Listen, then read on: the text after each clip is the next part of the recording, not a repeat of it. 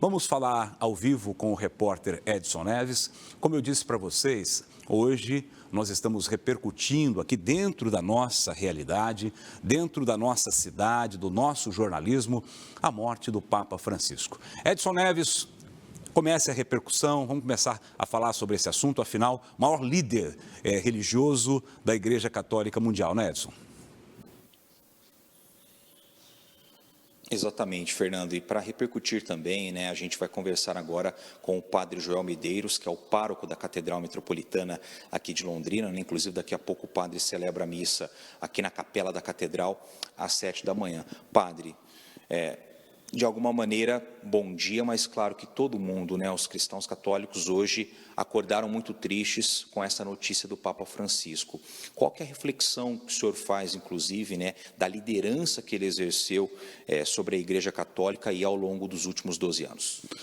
Um Papa, desde do momento em que nós conhecemos, quando foi anunciado o Papa Francisco, nós já sentimos um homem humilde, simples e, ao mesmo tempo, assim, bastante inserido em todas as realidades do mundo, Então, a preocupação com o mundo todo. Então, por isso, é um pontificado de grande significado para a Igreja, de preocupação, de vivência, e nós temos, assim, muito a agradecer a Deus, pela sua vida, pelo seu trabalho, e dando, assim, um grande destaque, unindo a Laudato Si com a campanha da fraternidade desse ano sobre a ecologia, esta preocupação com o mundo que ele sempre teve, Então, por isso, um pontificado de grande significado e que vai, de fato, não é um pontificado que acaba, mas continuará muito presente em nossos corações.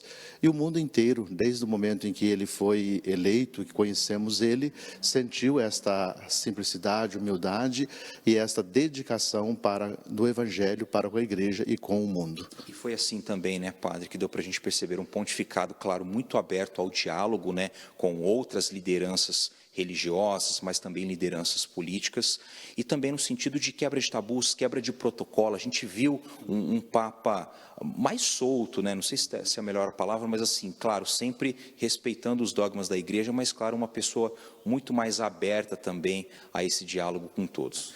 A gente pode dizer assim, sem perder a essência do Evangelho, sem perder a essência do anúncio da Boa Nova, mas sempre aberto, essa questão, como ele sempre disse, aberto à inspiração do Espírito.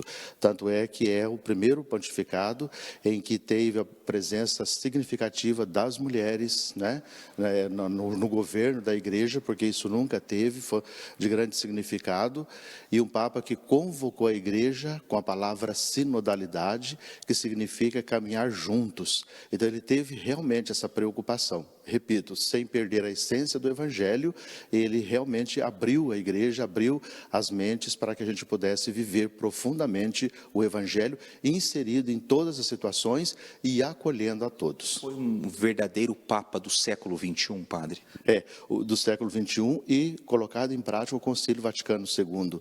Às vezes tão criticado, tão assim, não aceito por alguns grupos de pessoas, mas ele realmente viveu isso, entendeu?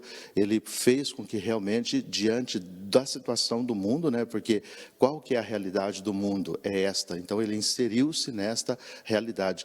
Por exemplo, não podemos deixar da sua preocupação com os migrantes, que foi uma situação bastante complexa durante o seu... sul-americano também, Exatamente isso, Ele sempre diz, somos descendentes de imigrantes, E a sua grande preocupação com as guerras, Inclusive, ele disse, a guerra, a partir do momento que você decreta, você já é perdedor. Então, a preocupação com a vida, com essa experiência profunda de Deus e que todos pudessem ser promovidos. Assim, padre, a gente, claro, nós não sabemos o que está se passando ali no Vaticano nesse momento, ainda está tudo muito recente, mas, claro, por toda a sua experiência como sacerdote, você acha realmente que a Igreja Católica, o sucessor do Papa Francisco, ele vai ter que seguir essa linha? Você acha que o Vaticano tem essa preocupação também de talvez ali um segundo Francisco, ou o senhor acredita que pelas perspectivas ali terá entre os cardeais que possam ser escolhidos como papas, uma linha diferente aí pastoralmente falando? Eu penso o seguinte, diante da realidade assim, o Papa João Paulo II e o Papa Bento XVI foram dois que viveram o concílio, eles trabalharam no concílio, a gente chama de padres conciliares. A partir do Francisco e o próximo Papa, eles é como nós, eles pós-concílio. Então, é uma pessoa que vai colocar a igreja dentro daquilo que o concílio pediu. Então, eu penso que, de fato, na realidade que estamos vivendo, vai mais ou menos seguir, né? Se a gente observar bem, o Bento seguiu mais ou menos João Paulo II. Então, eu acredito que o Francisco, sucessor, realmente vai ter essa linha, mesmo porque ele seguindo o Concílio Vaticano II, né? Tá certo. Padre, missa agora às 7 da manhã, depois aqui na Catedral, meio-dia? Não, hoje não tem o meio-dia, né? Hoje não tem só agora às 7 horas da manhã, e a gente já reza pelo Sumo Pontífice, né? E também eu acho que é uma questão bastante interessante lembrarmos que estamos na Páscoa, né? Hoje é a oitava da Páscoa, esta semana a gente celebra como se fosse o domingo de Páscoa. Então o Papa, a sua partida é exatamente na oitava, que me recordava que o Papa João Paulo II também foi na oitava da Páscoa que voltou para o Pai, né? Então isso é muito significativo também para nós, para a nossa fé na igreja. Uma última pergunta para te liberar também, Padre. É um momento de acolher também os fiéis, né? Além da homilia, de toda a reflexão, é um acolhimento que hoje os sacerdotes também têm que dar nesse momento difícil. Isso, é um momento em que nós nos unimos todos, né? Porque o Papa é o ponto de unidade da igreja, né? A gente chama no grego koinonia, que significa comunhão, unidade.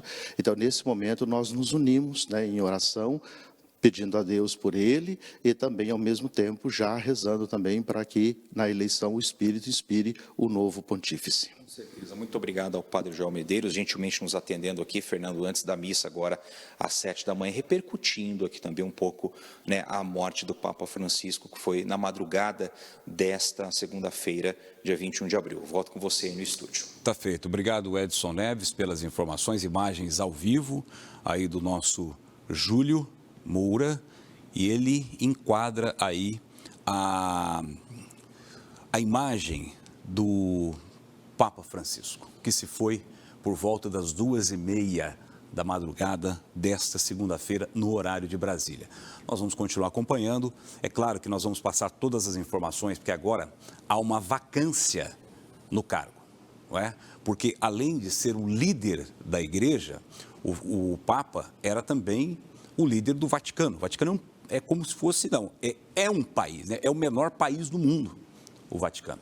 E ali é um líder político também.